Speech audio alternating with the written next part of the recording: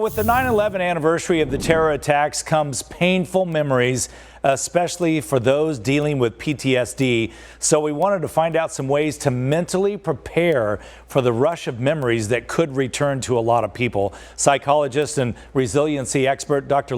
Flanagan joining us this morning. Dr. Flanagan, appreciate your time. You've got some 30 years dealing with this, and you've covered a lot of tragedies in your life. Is the pain and suffering similar no matter what the tragedy? Thanks, Scott. Thanks for having me. If you have PTSD, it's similar.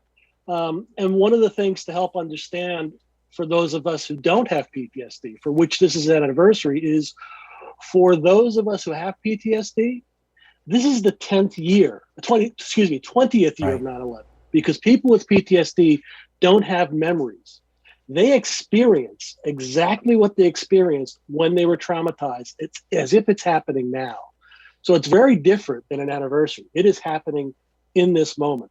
So in terms of what you can do is, if you're fortunate enough not to be directly affected, not to have PTSD, reach out to the people that do have PTSD and encourage them to do some things that are helpful. We've learned a tremendous amount in 20 years about PTSD. So one of the odd things, and you had a section, not sure it was this morning or yesterday morning, on Motivational Monday on yoga, dance, choir, playing in music, all of those things help release the neural wiring that keeps the experiences of happening over again.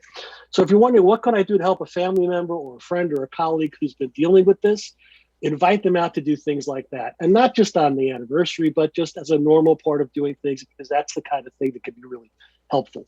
Gosh, that sounds awful. It sounds like something if you have PTSD, you're always dealing with it, not just this Saturday. What about watching news coverage? Should you avoid that?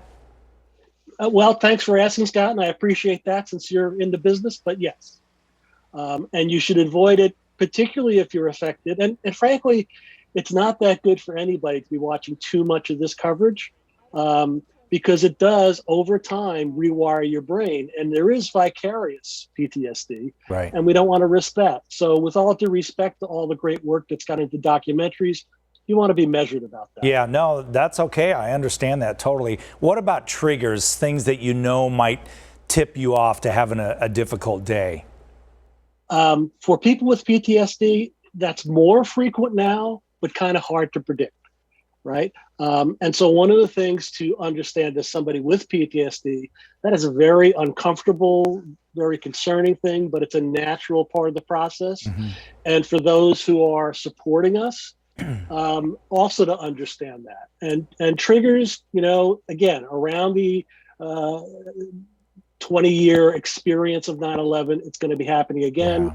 Yeah. Some people may not have experienced triggers for quite some time, and then it comes back. And the other thing to understand is the community of people who are dealing with PTSD as a part of 9/11 continues to grow.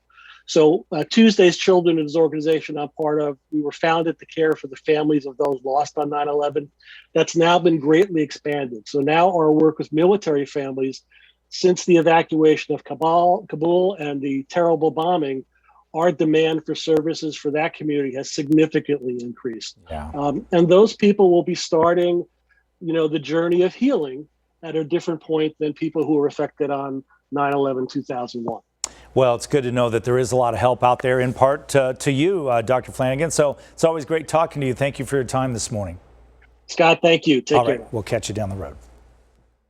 Arizona's Family, by the way, is producing a half-hour 9/11 special benefiting the Military Assistance Mission and Arizona military families. So please join us for the 9/11 20 years later, Saturday morning at 10 o'clock, only on 3 TV if you would like.